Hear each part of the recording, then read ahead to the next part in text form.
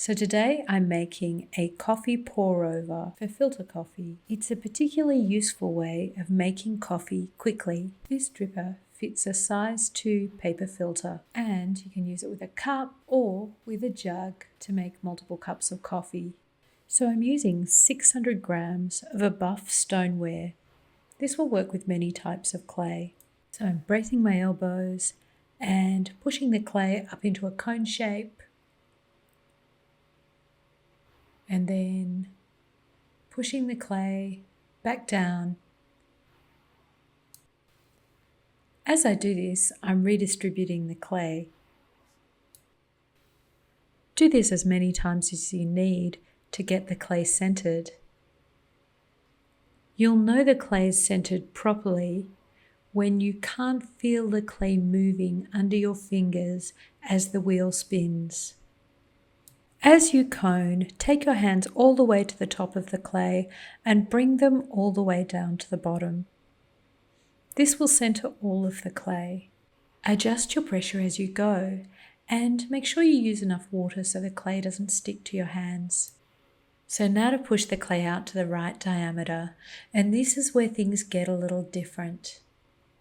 So we want to push out the rim of the clay while leaving about 2/3 of the clay in the center. This clay is going to become the walls of the pour over. We want quite a thick pad of clay for the base. Remember, we're going to trim the flange or foot from this clay, so you want another extra 7 mil or so.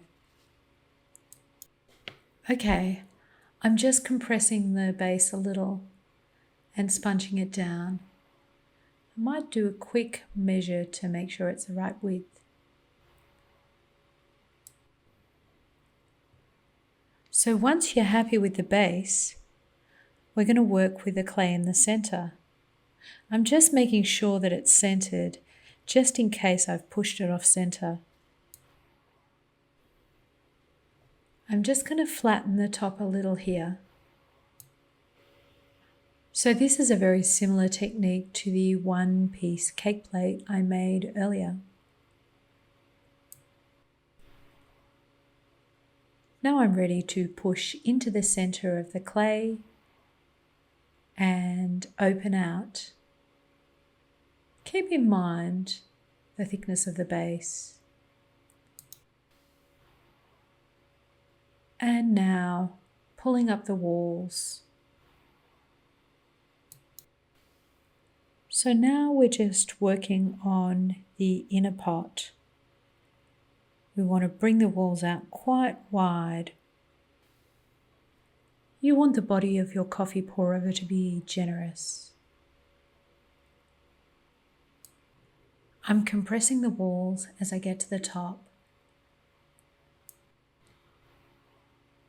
I'm going to use my rib to straighten up the sides of the walls, and I'm just going to finesse the shape a little. Finessing the shape a little. Okay, that really means fiddling around for a while, smoothing, sponging, and finally, but not quite yet, trimming. As I mentioned before, this is a very similar technique to the single piece cake plate. Take a look if you haven't already done so. Okay, so we've wired through and now we're just going to let it dry. Want it dry to leather hard, certainly no drier. Okay, so I'm starting with the outer edge.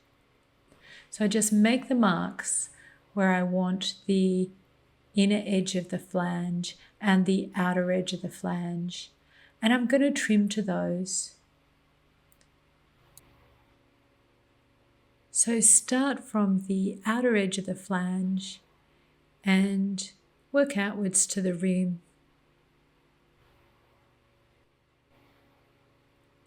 So you need to trim both inside the flange and outside the flange. And this will take a little time. So from the inside, start in the middle and work to the inner edge of the flange.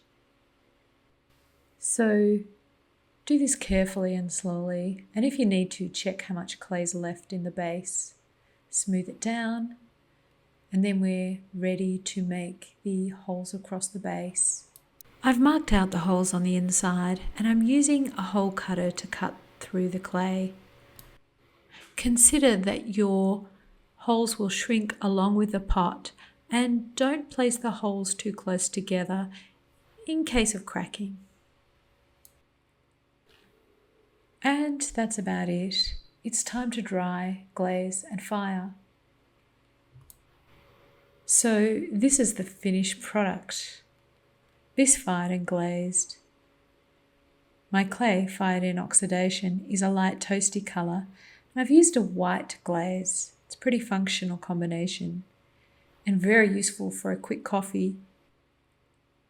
If you like coffee stuff like me, check out my porcelain coffee takeaway cup video where I show you how to make one of my all-time favourite products to make.